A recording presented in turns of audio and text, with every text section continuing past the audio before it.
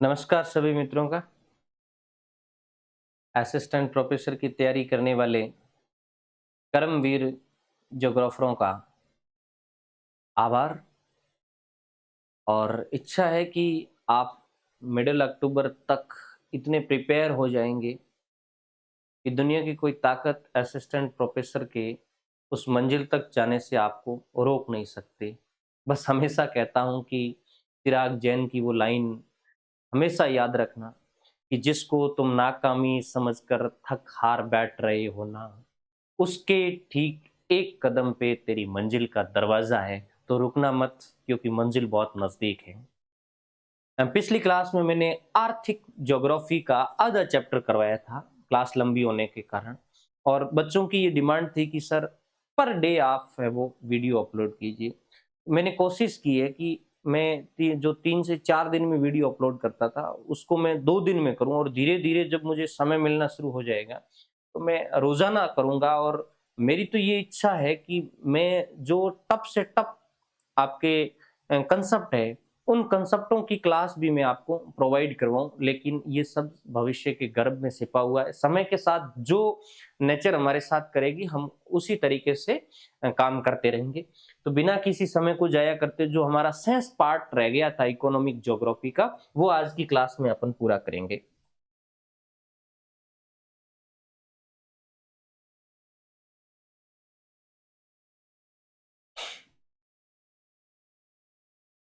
अपन संसाधनों का वर्गीकरण पढ़ रहे थे, और वर्गीकरण में दो चीजें अपन ने पढ़ ली थी। एक सामान्य वर्गीकरण पढ़ लिया था और कुछ अन्य वर्गीकरण भी पढ़े थे अपन ने। जैसे कंटिन्यूटी के आधार पे पढ़ा था या प्रकृति के आधार पे, उत्पादन के आधार पे वर्गीकरण पढ़ा था।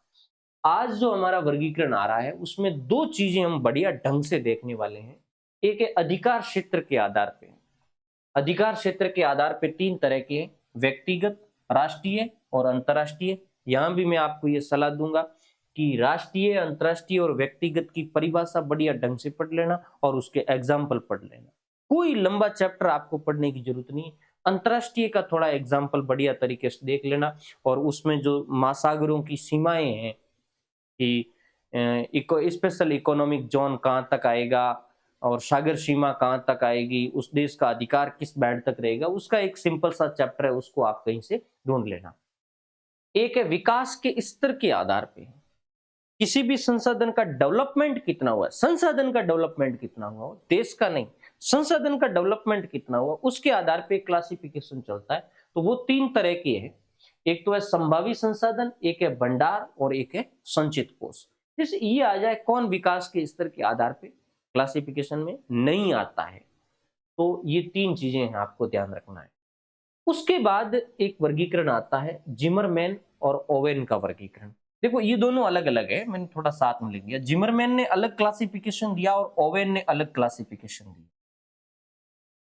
तो ओवेन का क्लासिफिकेशन मैंने यहां दिया, जिमरमैन को मैं अगली स्लाइड में आपको बताऊंगा। ओवेन ने संसाधनों को दो भागों में बांटा है: अक्षयशील संसाधन और क्षयशील संसाधन। थोड़ी कम संभावना है आने की, लेकिन इसने जो अंदर का क्लासिफिकेशन किया है वो थोड़ा मुझे ढंग का लगा। तो मैं समझता हूं कि क्षय और अक्षय न पूछ करके इनमें से नीचे से कोई प्रश्न पूछ ले। अक्षयशील संसाधन, आपको ये मैं सलाह दूंगा कि इसकी भी आपको परिभाषा ढंग से देख लेनी है। मिल जाएगा, हर किताब में ये मिल जाएगा। अक्षयशील संसाधन में उन्होंने दो संसाधनों को रखा, एक अपरिवर्तनीय और एक दुष्प्रयोजनीय। देखो बहुत डिफिकल्ट नाम उसने यूज किए, एक अपरिवर्तनीय और एक दुष्प्रयोजनीय। अपरिवर्तनीय में प्रकाश वायु का इस्तेमाल करिए और दुष्प्रयोजनीय में उसने जल संसाधन का इस्तेमाल किया है। ये अक्षयशील में आएंगे। क्षयशील संसाधनों को उसने दो भागों में बांटा है, एक परिरक्षणीय और एक अपरिरक्षणीय। परिरक्षणीय में उसने दो चीजें ले ली, एक पुनर्नवीकरणीय और एक नवीकरणीय। फिर नीचे जाकर के सारे क्लासिफिकेशन एक ही जगह आ जाते हैं। तो ये दो परिरक्षणीय है जिसमें पुनर्नवीकरणीय और अनवीकरणीय आएगा, और एक अपरिरक्षणीय है जिसमें पुनः प्रयोज्य और पुनः अप्रयोज्य आएगा। अब आपको यहां ये देखना है कि कौन क्षयशील की श्रेणी के अंदर आता है। ये चार है वो क्षयशील की श्रेणी में है, और अक्षयशील में कौन आएगा, ये दो अक्षयशील की श्रेणी में आते हैं। ये किसका क्लासिफिकेशन था? ओवेन का। ओवेन के क्लासिफिकेशन से जिमरमैन का क्लासिफिकेशन बहुत ज्यादा यूजेबल है। अब आपको जिमरमैन का क्लासिफिकेशन बढ़िया ढंग से तैयार करना है। और हाँ, इसमें क्या होता है कि जिमरमैन ने जो क्लासिफिकेशन किया है उसके कभी कभार छोटे छोटे क्वेश्चन भी पूछे जाते हैं, तो मैंने यहाँ बहुत डीप से और अंग्रेजी वर्डों के साथ इस्तेमाल किया है। जिमरमैन ने क्लासिफिकेशन किया 1964 के अंदर। इसकी एक किताब भी ध्यान रखना, an introduction to world resources किताब लिखी थी। उस किताब के अंदर उन्होंने 3 बेस पे संसाधनों का वर्गीकरण किया है।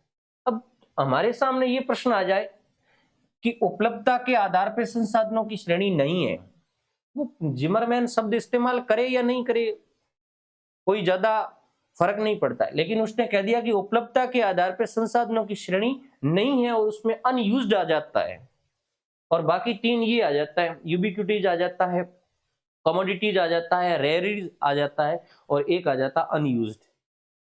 अब देखो, मैंने यहाँ अंग्रेजी शब्द इसलिए लिए कि इनका हिंदी वर्ड कई तरह का निकल सकता है, तो वो एग्जामिनर की प्रकृति पर डिपेंड करता है कि वो कौन सा हिंदी शब्द यूज करे। फिर भी मैंने हिंदी और इंग्लिश दोनों यूज किए। तो 3 आधारों पर उसने क्लासिफिकेशन किया है। एक तो किया है नवीनीकरण स्रोत के आधार पे, एक किया है उपलब्धता के आधार पे, और एक किया है उपयोगिता के आधार पे। आपको ये सारणी बना करके बढ़िया ढंग से समझ लेना है। नवीकरणीयता के आधार पे उसने 3 तरह के संसाधन बताए हैं। एक टिकाऊ या परिवर्तनीय, जिसको सस्टेनेबल रिसोर्सेज कहते हैं। एक अवक्षय, नॉन सस्टेनेबल जिसको बोलते हैं, ये निधि और संचित संसाधन की कैटेगरी के अंतर्गत आता है। और एक होता है अक्षय, सतत या सनातन संसाधन, जिसमें उन्होंने प्रवाही जो संसाधन है जैसे हवा और जल, इसको उन्होंने इस श्रेणी में रखा है। तो थोड़ा इसमें जिमरमैन का सतत या सनातन में कौन आएगा, तो आपको ध्यान रखना है प्रवाही संसाधन। प्रवाही का मतलब जल और हवा, ये ज्यादा वेटेजेबल नहीं है। जहां तक मुझे समझ में आया है कि कई बार एग्जामों का आप एनालिसिस करोगे पेपरों का, तो यहां से प्रश्न पढ़ते हैं। उपलब्धता के आधार पे उसने 4 श्रेणियां बताई है, और उपयोगिता के आधार पे भी 4 श्रेणी बताई है। उपलब्धता के आधार पे उसने 4 बताया, एक तो सर्वसुलभ, एक सामान्य सुलभ, एक दुर्लभ, और एक अद्वितीय। अब इसका हिंदी में मैं नहीं कहता हूं कि ये शब्द आएंगे, हो सकता है हिंदी में कोई शब्द चेंज कर दे, लेकिन इंग्लिश में इसके वर्ड चेंज नहीं हो सकते, ये डेफिनेट है। तो सर्वसुलभ के लिए यूबिक्विटीज शब्द यूज किया जाता है। आप यूबिक्विटीज को रटना कि वो जो उपलब्धता के आधार पर क्लासिफिकेशन करता है उसमें एक यूबिक्विटीज है। एक होता है सामान्य सुलभ, जिसको कॉमनलिटीज शब्द यूज करता है, कॉमोनोलिटीज, ये सामान्य शुल्क के लिए। और एक है दुर्लभ, उसके लिए वो रेयरिटीज शब्द यूज करता है, रेयरिटीज, ये है वो दुर्लभ के लिए। और अद्वितीय के लिए यूनिक्यूज शब्द यूज करता है।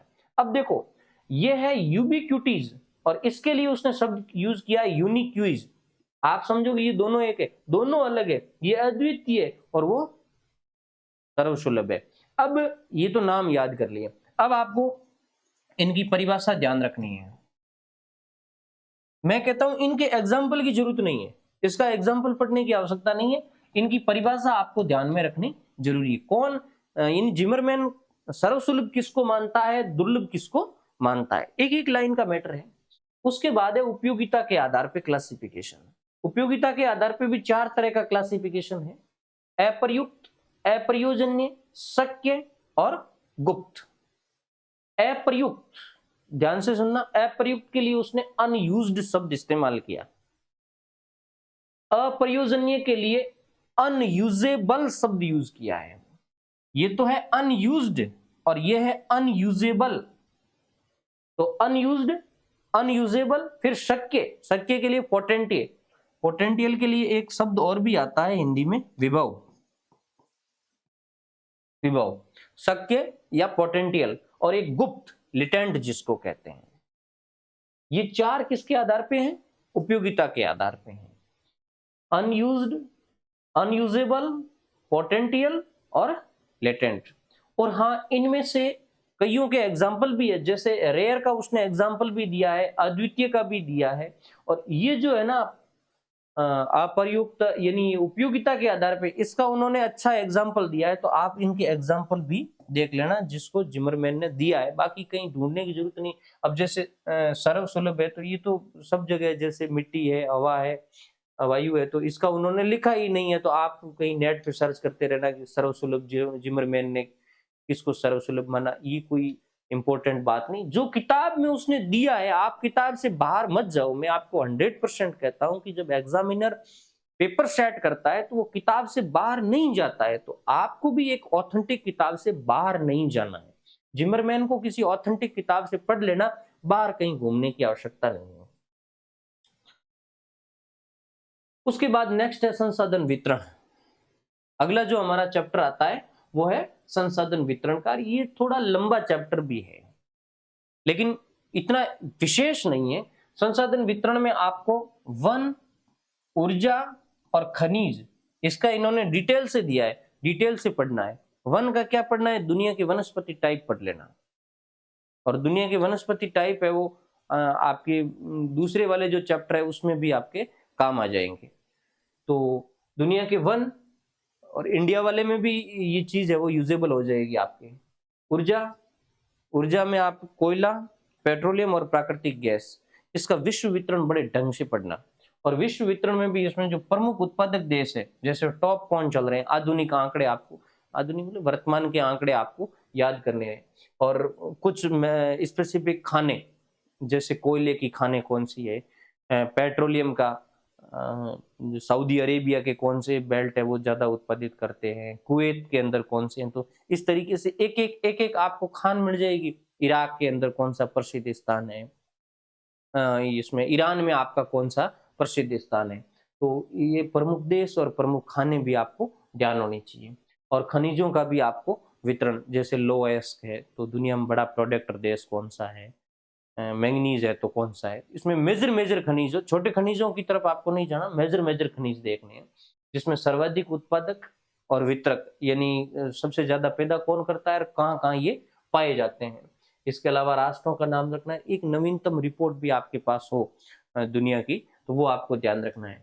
वैसे वन के संदर्भ में एक रिपोर्ट, क्योंकि पिछले जितने सारे पेपर आते हैं उसमें वनों का डेटा पूछा जाता सीधा, तो बच्चों के सामने ये एक प्रॉब्लम है कि भाई इंडिया की किसी भी बुक के अंदर वर्ल्ड के डेटाज है वो मिलते नहीं है। तो वन के लिए मैं आपको एक सजेशन दूंगा कि वर्ल्ड रिपोर्ट आती है एक global forest resource assessment report, तो आप नेट पे सर्च कर लेना global forest resource assessment report, और उस रिपोर्ट में आपको केवल देखना है कि मैक्सिमम वन कहाँ पाए जाते हैं, यानी कौन कौन से देशों के अंदर मैक्सिमम वन है टॉप मोस्ट देशों में, और जो टॉप मोस्ट वन है जैसे सदाबहार वन है, टेगा वन है, तो वो कहाँ कहाँ किन देशों के अंदर ज्यादा पाए जाते हैं। अब एक चैप्टर आता है संसाधन संरक्षण का। संसाधन संरक्षण परिभाषा ध्यान होनी चाहिए आपको, संसाधन संरक्षण की आवश्यकता क्यों पड़ी और संसाधन संरक्षण कैसे किया जा सकता है, इसकी विधियां ये किताब के अंदर दी है। ये कोई बड़ा गहरा चैप्टर है नहीं। संसाधन का कंसेप्ट क्या है, यानी संसाधन संकल्पना क्या है, और इसका हिस्टोरिकल डेवलपमेंट, यानी ये जो संसाधन संरक्षण का प्रोसेस है ये कब से चला आ रहा है, इसकी हिस्ट्री क्या है, और वर्ल्ड ने क्या क्या इसके लिए प्रयास किया है, मतलब वैश्विक स्तर पर क्या प्रयास हुआ है। इसके अलावा वन, मृदा और जल संरक्षण के तरीके आप ढंग से देख लेना, और खनिज संरक्षण की विधियां आपको देखनी है। ये आपको हर किताब के अंदर मिल जाएगा, जहां भी आप संसाधन संरक्षण का चैप्टर ढूंढोगे ये चीज आपको मिल जाएगी। इसमें यहाँ तो कोई ज्यादा है नहीं, यहाँ तो व्यवहारिक प्रश्न, ये प्रश्न बढ़ेगा तो भी व्यवहारिक बनेगा, जहां तक मुझे लगता है कि बिना पढ़े ही हम इसका उत्तर दे सकते हैं। लेकिन खनिज वाले में थोड़ा कुछ मेथड वगैरह, विधियां वगैरह भी हो सकती है, तो उनको थोड़ा है वो ढंग से देख लेना। उसके बाद वैश्विक ऊर्जा संकट। अब बहुत सारे बच्चों की ये प्रॉब्लम है कि ये चैप्टर मिल नहीं रहा है। मैं कहता हूँ ये कोई स्पेसिफिक बहुत बड़ा चैप्टर है नहीं, मिलेगा क्या, और कोई भी किताब इसको स्पेशली लिखती ही नहीं है वैश्विक ऊर्जा संकट की। हालांकि मैंने कुछ यहाँ लिखने की भी कोशिश की है, और मैं आपको ये सलाह दूंगा कि यदि किताब में नहीं मिलता है, वैसे आपको ऊर्जा संसाधन पढ़ोगे तो वहाँ कोई-कोई किताब आपके इसके संदर्भ में लिख देगी, लेकिन लंबा लिखेगी नहीं। कोई प्रश्न ही नहीं बनता है। एक तो आपको इसकी परिभाषा ध्यान रखनी है कि ऊर्जा संकट क्या है क्या?